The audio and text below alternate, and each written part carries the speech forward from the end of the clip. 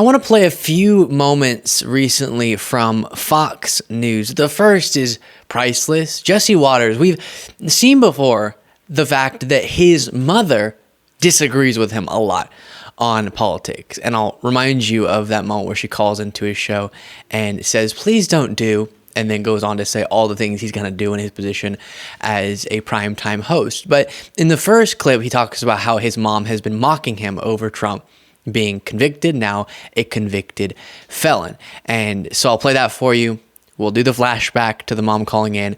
I'll show you a crazy moment from a Fox host claiming something absurd, and then we'll get to Mark Levin having a meltdown. Just a lot of different Fox News things. First, here is Jesse Waters. Donald Trump's Justice Department was weaponized against him. They had a special counsel investigating him. That's how ridiculous it was. Judge, my mom is celebrating. She texted me that she was dancing after the verdict, dancing. And then she kept all day sending me 34, 34, 34. Felony counts, Harold. You know exactly what I'm talking about. She's a grandmother. She's a grandmother. Get it together, Mom. Oh, my God.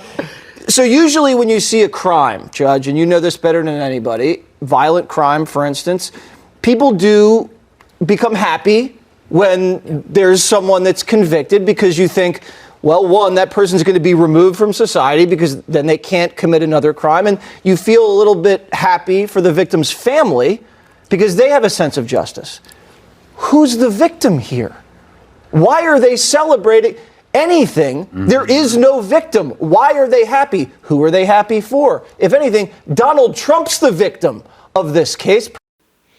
Goodness gracious, the victimhood complex. Trump is always the biggest victim. Now, to answer his question, the American people, essentially, why do we have campaign finance laws? Well, to protect the American people. And the underlying crime that the falsification of business records was covering up was related to campaign finance, was the defrauding of the American public. And that's something that has long been stated by prosecutors. Jesse Waters and a bunch of other people, even non-MAGA folks, are acting like we haven't been aware of that.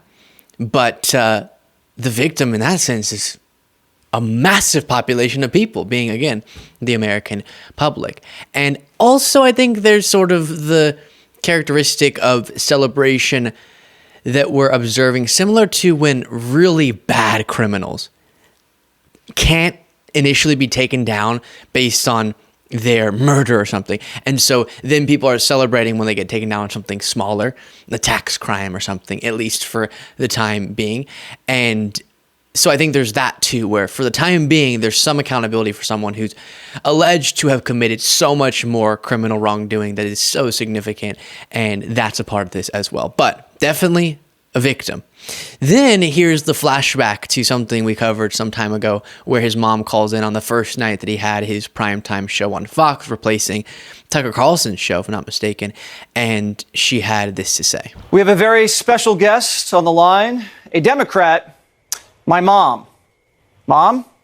Hello there, Jesse. Hello there, Mom.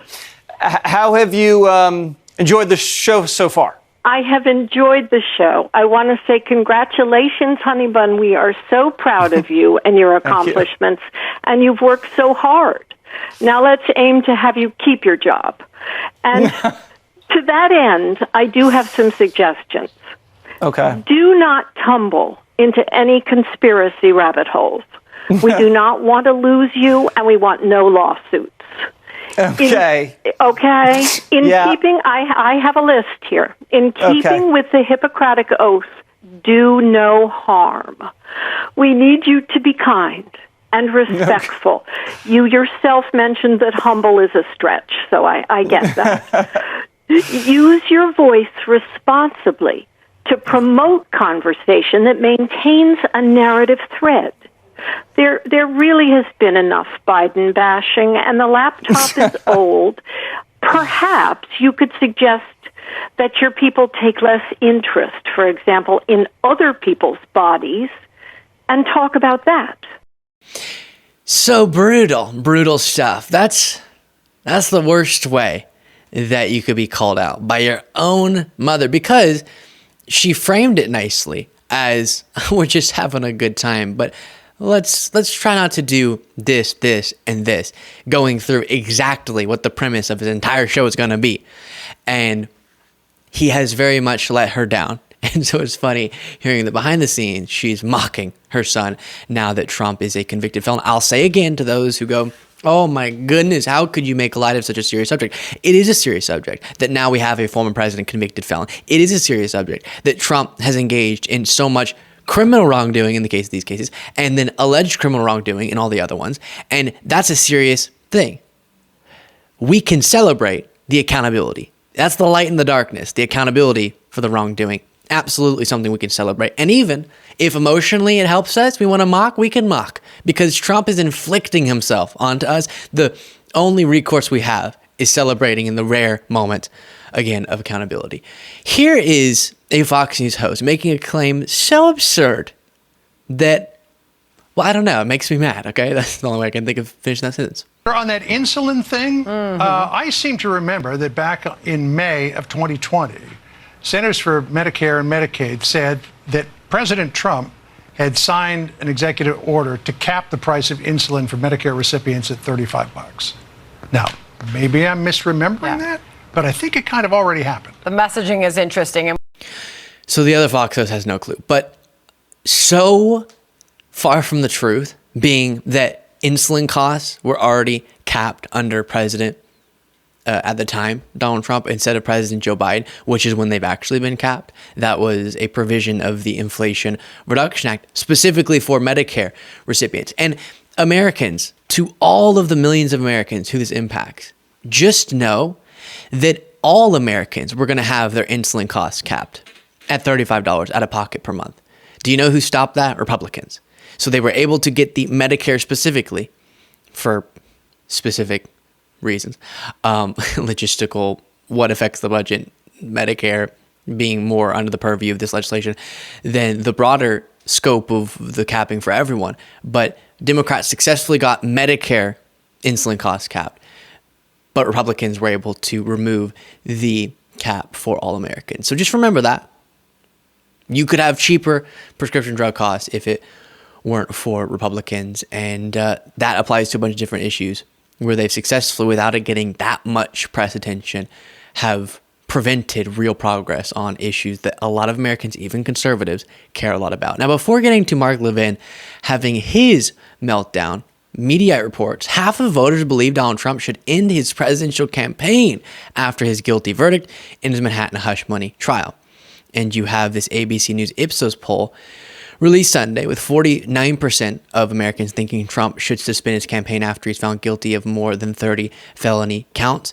And this is huge. Among independents, 52% believe that Trump's conviction was proper and that he should end his campaign. And less than 20% of Republicans say the same.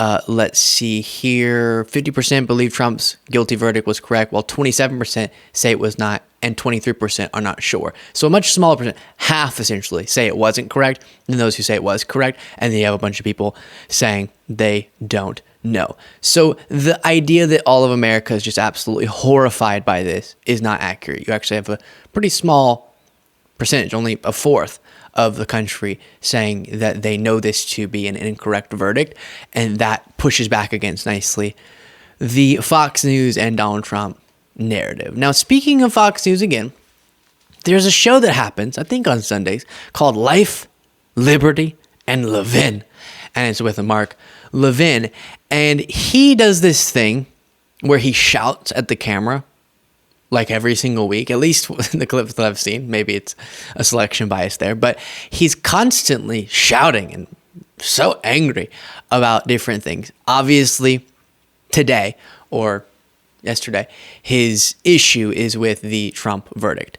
And know that no matter how confident or passionate or angry he postures, what he's saying becomes no more rational. Let's go. Within 11 states, a mere dead letter.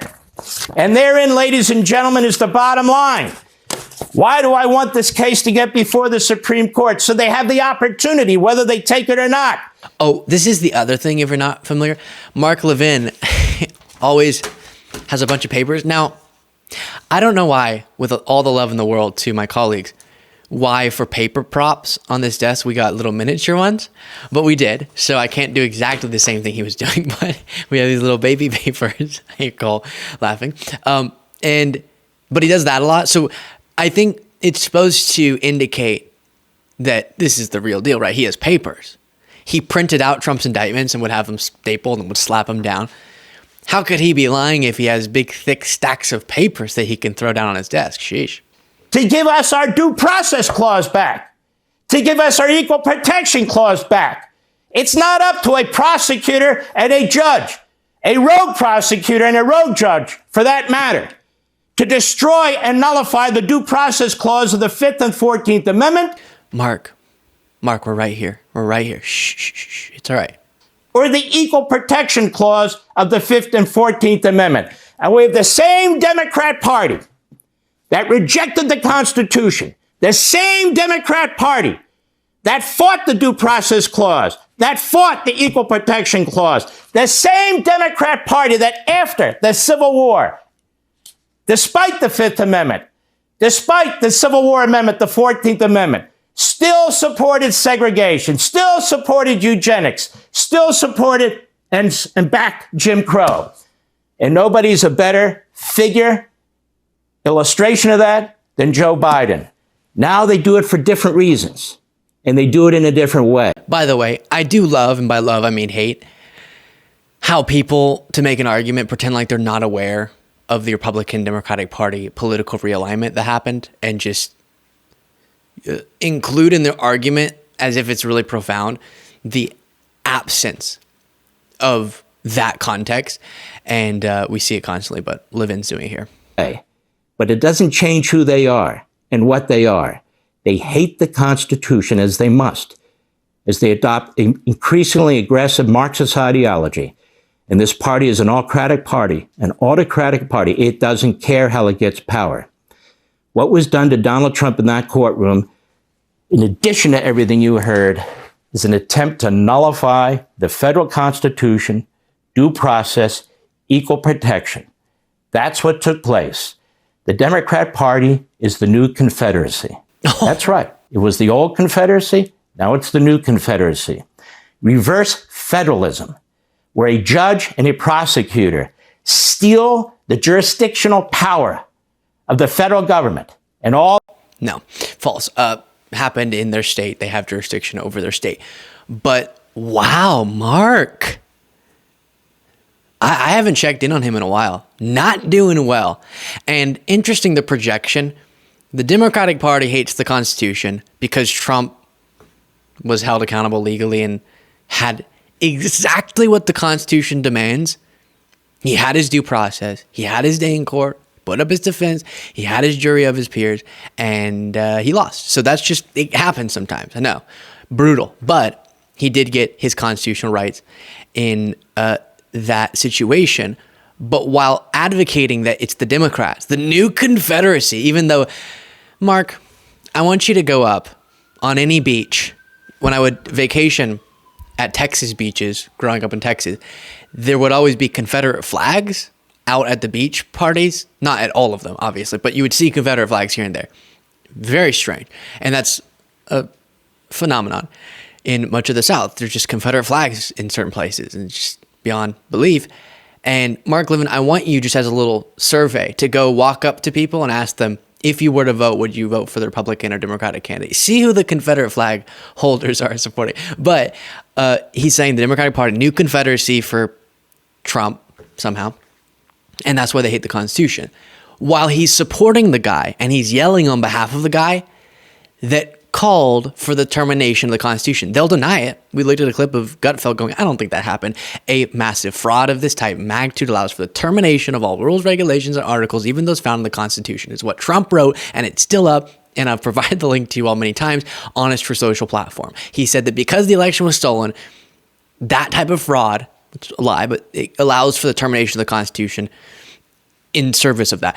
So you can't ever bring up the Constitution again if you're a Trump person. I'm serious. I know that sounds pretty simple, but if you have a guy that you support and he says, do away with the Constitution, then turns around without deleting that post and posts a new post that says, I never said that, and both posts are still up, then that you can't say you're a constitutional anything, constitutional conservative, constitutional American, anything. That's not a party ideology. You like Trump more than you like the Constitution.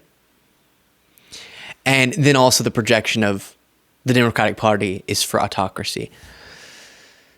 Again, look into the views and the plans of Trump for a second term and his attempt to block the peaceful transfer of power. Let me know what you thought of all those miscellaneous Fox News moments in the comments.